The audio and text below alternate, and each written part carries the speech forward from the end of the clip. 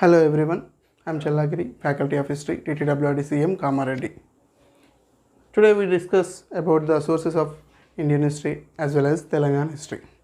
Sources are very important to discuss about the historical events. Without sources, we are not perfectly imagine what happened in the past. That's why the evidence or sources are very important to reconstruct of history. Either it is world history or Indian history or Telangana history or some other regional history, whatever it may be, the history or historical sources are very important. The sources are briefly classified into two types. They are archaeological sources and literary sources. The archaeological sources are monuments, inscriptions, numismatics, tools, pottery, some others, skeletons like that. And next, the literary sources. The literary sources again classified into two types. One is foreign literary sources and the second one is Indian literary sources. Of course, archaeological sources are also available some of foreign countries, but the majorly we are taking from the Indian archaeology or monuments only. Foreign sources means the authors of foreign writers or travelers recorded some evidence regarding India as well as Telangana. They are Megasthenes Indica or China, Huansang, some other Alberuni writings. They are. And Indian literary sources. We have plenty of sources are available for Indian history as well as Telangana history. The sources are written by Indians only. That's why they called as Indian sources. They are religious sources, secular sources. Religious sources are first available from Vedic period. So it means Rig Veda, later Veda, Brahmanas, Upanishads and Itihasas. Next, secular sources, Kalhanas Rajtarangini, Kautilya's Ardhashastra, some other books, Panini Ashtadhyayi, like that. Okay, we discuss one by one and briefly. Sources of Indian history was classified into two types. They are archaeological sources and literary sources. In India, archaeological sources were collected through Archaeological Survey of India. The Archaeological Survey of India was established in 1861 CE. Sir Alexander Cunningham was the first Director General of Archaeological Survey of India, and also he called as Indian Father of Archaeology.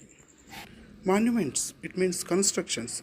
The constructions or monuments are great evidence for the history of India as well as Telangana. From the ancient period, we have plenty of monuments are available from stupas, caves, temples, structures, constructions, or the monuments. For example, Red Fort. Red Fort was constructed by Shah Jahan as well as Taj Mahal also was constructed by Shah Jahan. Gol Gumbaj, Qutub Minar, Diwani Azm, Diwani Khas, Ajanta, Ellora, caves and constructions, Konark Sun Temple, Lingaraja Temple, Puri Jagannatha Temple, Brihadishwara Temple, some other book temples, Jantar Mantar, Hawa Mahal, Rani Ka Wal.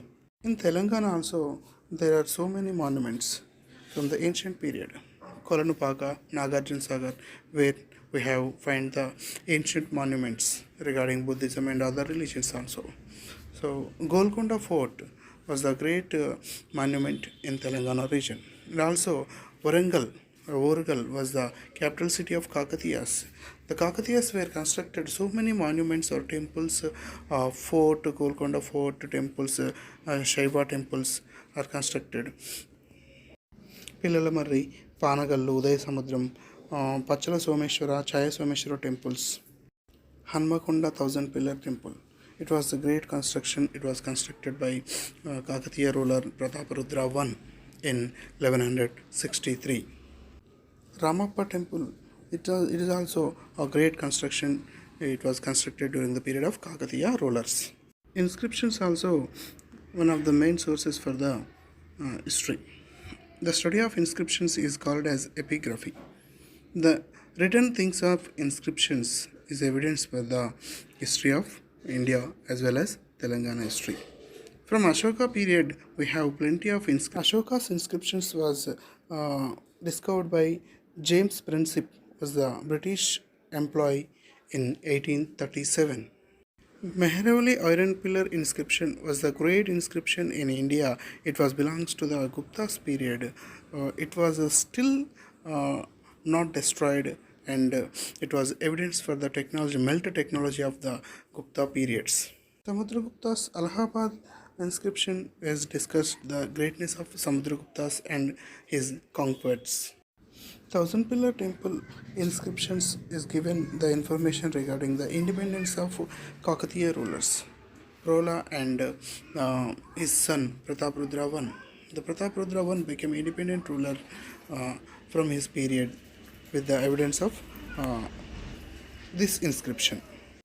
Chandupatla inscription giving the information regarding the death mystery of Rudramadevi, who was the Kakatiya rulers. Chandupatla was located at Nalgonda district. Copper plate inscriptions also available in India as well as Telangana.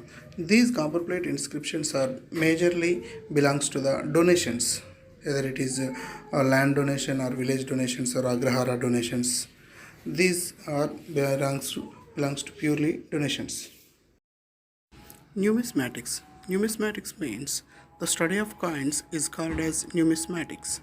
The coins are very great evidence to the archaeological sources in ancient rulers.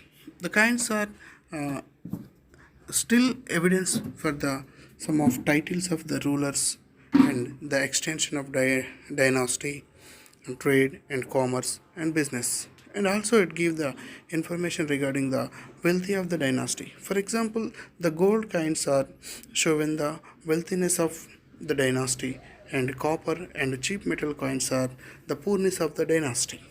From the ancient period, there are several kinds are available from Mada, Satamana, Karshapana. Present coins we are calling as Rupaya, a rupee, 1 rupee. It was the 1 rupee is the standard coins. Indo-Greeks are great contributed to coins in India. A great pottery was used by ancient people. It was also considered as the archaeological sources. And also our great culture, Indus Valley civilization people used plenty of tools for their day-to-day life activities. They are also considered as archaeological sources. Literary sources are main sources after the completion of archaeological sources. In these literary sources, Vedas were the first evidence to the Indian history. The Vedas are four. They are Rig Veda, Yajurveda, Samaveda, and Atharvana Veda. These are the Indian first holy books. After Vedas, there are several books are available in Hindu religion. They are Mahabharata, Ramayana. These two books are called as Itihasas and Puranas, Vedangas, Upanishads.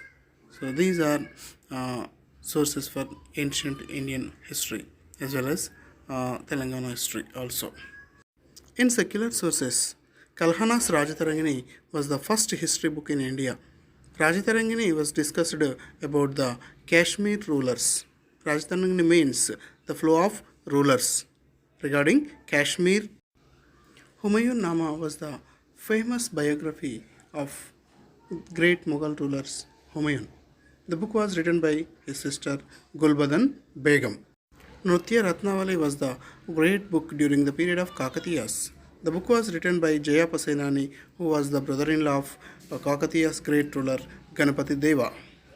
Charaka Samhita was great Ayurvedic book. It was written by Acharya Charaka. So Charaka was the great ancient doctor. He was also a Takshila University student. Takshila University was a great university in ancient days. So many scholars came from this university. Sushruta was a first surgeon in India. He wrote a famous book that is Sushruta Samhita. Sushruta Samhita was a great book regarding surgeon. So in this book, it discussed about how to surgery for mankind or human being. In ancient India, science and technology, astronomy, geometry also developed significantly. So Brihad Samhita was a famous book was written by Varahamihira, was a great Indian ancient scholar. Another scholar, Aryabhatta, was also a great personality, was written by Aryabhattiyam. So it was also astronomical book, was a great hereditary in India. In foreign literary sources, there plenty of foreign literary sources books are available for Indian history as well as Telangana history. Indica, the book was written by Megasthenes. It was a very famous book for the purpose of ancient Indian history, especially from the period of Mauryans. Megasthenes was the ambassador of Seleucus Nicator.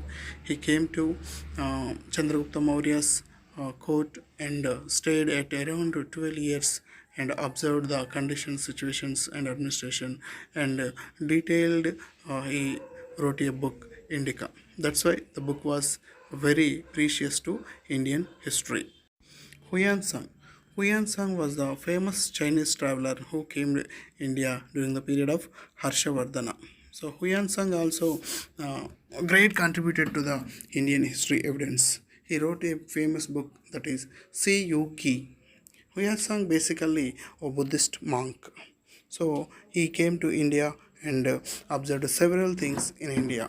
Especially he praised Harshavardhana's donations. He attended Mahamoksha Parshat and described about the greatness of Harshavardhana's donations.